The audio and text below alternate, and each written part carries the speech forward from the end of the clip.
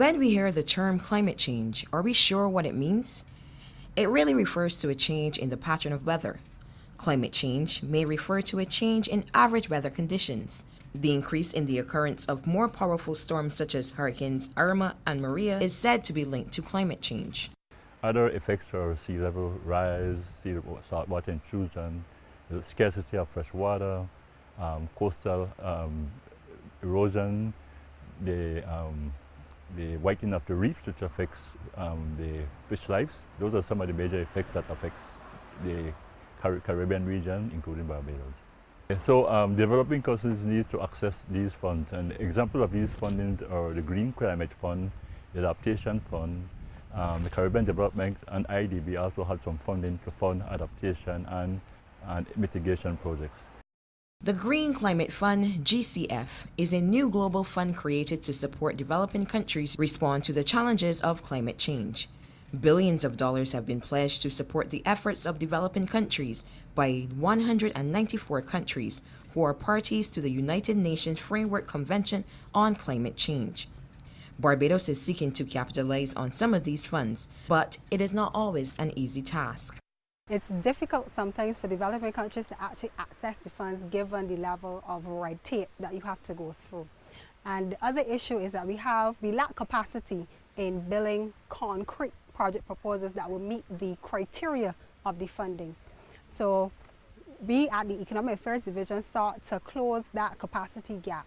So that is why we signed up to be part of the Commonwealth's Climate Finance Access Hub, which is funded mainly by the Government of Australia and just administered through the Commonwealth Secretariat. So we thought it was important for us to be a part of this project, to bring Mr. Bennett here to assist us in building project proposals to access the funding, to build a database that will help us to map to funding, because sometimes there are funding envelopes that we may not be aware of that are open, but because of lack of knowledge, we will not be able to access them. The Barbados Water Authority has embarked on several climate mitigation projects. Right now you're at the station of Golden Ridge. We would have done this particular station about 3-4 years ago. And this was done as a pilot project to demonstrate capacity building in-house and also as a mitigation project to offset the high energy costs that the Barbados Water Authority face in terms of energy.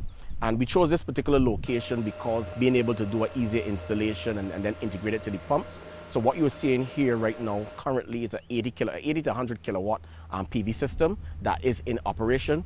This particular setup that you're seeing here at the Golden Ridge, not only does it reduce energy significantly at the Golden Ridge pumping station, but it plays a critical role in terms of CO2 levels reduction.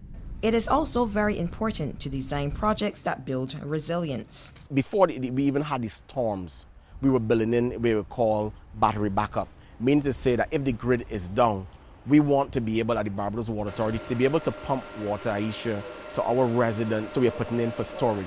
So all of our designs that we see, including this particular one, we have infrastructure, electrical infrastructure, that when the battery technology becomes a little bit more feasible, we can just incorporate a battery technology in this so that in the event that the grid is down, we can still pump water to our residents. And that is what we are moving towards in our PV. So it's not only energy reduction or cost reduction, but also building resilience. This particular Golden Ridge station plays a central role in rural area of St. George, St. Joseph, St. John. It's a repumping station, it's a reservoir station. The minute that we lose power at this particular station, you have parts of St. George being out, parts of St. Joseph being out, parts of St. Thomas being out of water. So water, as you know, is a necessity of life. You can do without electricity, but you can't do without water for days on end. One of the things that people like to know to get back on their feet, or a country need to get back on their feet, is to have water to its residents. Puerto Rico is facing that, and that's supposed to be a developed or so-called developing state.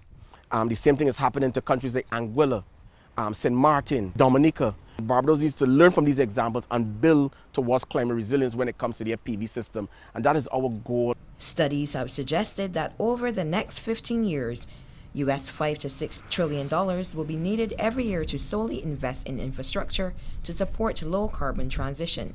It is estimated that with this amount, 60% would need to be invested in new infrastructure in developing countries, while the remainder will be used to replace existing infrastructure in developed countries.